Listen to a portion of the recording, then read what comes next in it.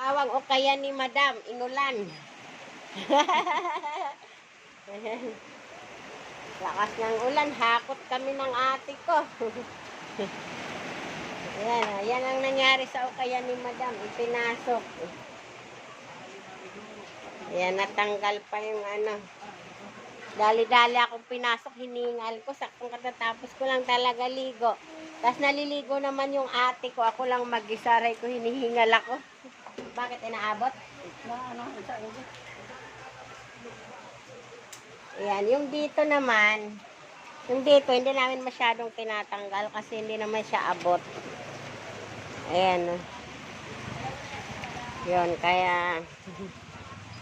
Diba, dali-dala ako nagsombrero kasi alam nyo naman mga ka-viewers medyo masama pa pakiramdam ni Madam. Kaya, ayan ang aming naukayan. O, diba?